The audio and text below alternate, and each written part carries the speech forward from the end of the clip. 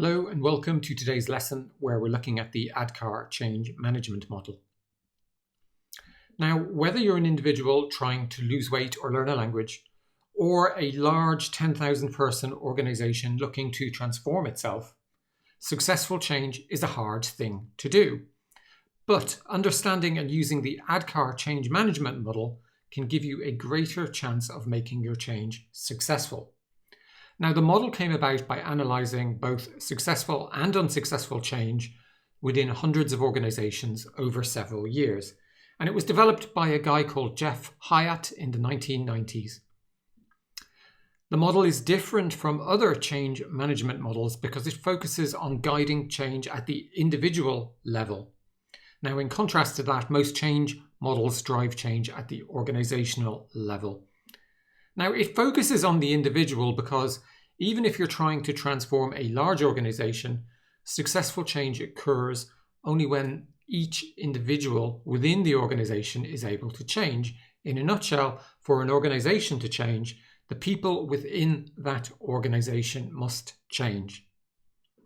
Now, the ADKAR framework is an acronym made up of 5 steps a person needs to undertake in order to be willing and able to change. And you carry out the steps in order, with each step building upon the previous step. The model allows leaders and change managers to focus their efforts on driving individual change. And by doing this, they will in turn drive organizational change. So let's jump in and take a look at the 5 steps of the framework. But before we do so, note that each of the steps in the model is actually named for the outcome from that step. This will make more sense as we go through the steps. So the first step is awareness, and the outcome of this step is that everyone has an awareness and understanding of the need to change. Each individual needs to be aware of why the change is necessary. Without this, employees will be unmotivated, making the change less likely to succeed. So the key role for management here is to ensure that everyone understands the need to change. The second step is desire. And the outcome from this step is that each individual has the desire to take part in and support the change. Now, to achieve this outcome, it's important to work with all individuals to achieve 3 aims. So the first aim is that they feel dissatisfied with the current state of affairs. The second aim is that they should understand the negative consequences of keeping things the same. And finally, people need to want to participate in the change. So to achieve this final aim, to get people to want to participate, it's important to explain to them on an individual basis what's in it for them. Now, that could mean enhanced job security, it could mean a sense of belonging to a team, or maybe career advancement, or even financial incentives. The third step is knowledge, and the outcome from this step is the individual having knowledge of how to change. So it's no good wanting to change, they have to know how to change as well. But there are 2 types of knowledge. Firstly, knowing what they need to do during the transition itself, so that's how to change. And secondly, knowing the future skills and behaviours they need once the change is in place. Now, knowledge is only useful when stages 1 and 2 are complete, and the individual already has the awareness and a desire to change. And there are many ways to impart knowledge on people through formal education and training, coaching and mentoring, or maybe workshops. The 4th step is ability, and the outcome here is that the individual can demonstrate the desired new skills and behaviours. Now, one great aspect of the ADKAR model is its distinction between theory and practice. So once the theory of how to change is in place, so that is step 3, the knowledge, the individual then needs to be supported to acquire and practice that desired behaviour, the ability.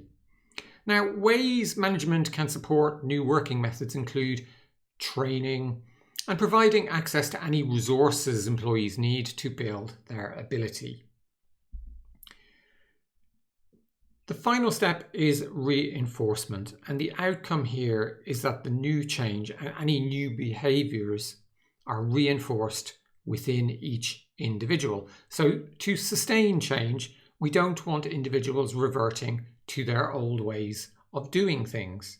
Now, there's a bunch of methods you can use to do this, including taking corrective action quickly when things go wrong, using positive reinforcement, providing feedback, using rewards and recognition, and even celebrating people when they display the correct behaviours. Now, this step is often the most difficult to perform, and the reason for this is because as soon as one change goes live, the organisation immediately moves on to thinking about the next change without giving reinforcement the time it needs so that these new behaviours bed down. Individuals that make up the organisation don't just change in isolation. As they change en masse, then so does the organisation itself. Now, what this diagram tries to show is the traditional stages or traditional way of managing organisational change mapped to the ADKAR model. And on the horizontal axis here, you can see the ADKAR model, and vertically here, you can see how it's mapped to a traditional way of managing a change program, something like Kotter's 8 change steps. So, for example, you can see that traditionally sustaining would be mapped to reinforcement in Kotter terminology.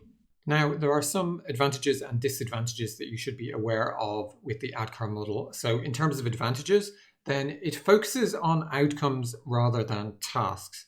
Now, most change management models focus on what needs to be done, but ADKAR focuses on achieving outcomes with people. Now, secondly, the model can be used to measure how well your change is progressing. So for each step of the model, progress can be measured at the individual level, and that makes it easy to rectify any gaps you identify. Next, the model recognizes that it's ultimately people that facilitate change and not simply processes driven top-down from management. And finally, it provides a clear checklist of things that need to be done to manage change. So, meaning the steps are followed one after the other. Now, in terms of disadvantages, then it's better suited to smaller change initiatives. Only focusing on the people dimension isn't really enough to make large-scale change happen. And secondly, it ignores the complexity of change, meaning that it ignores the need to have a vision and create a long-term step-by-step plan to realize that vision, possibly over many years, with course corrections and big changes along the way. So in summary, the ADKAR model is a change management framework. ADKAR is an acronym standing for Awareness, Desire, Knowledge, Ability, and Reinforcement. And unlike most other change management models, it focuses on the human element of change. It recognizes that individuals must change in order to make an organizational change successful. So individuals change en masse makes the organization change too. So that's it for this lesson. Really hope you enjoyed it, and I look forward to speaking to you again soon.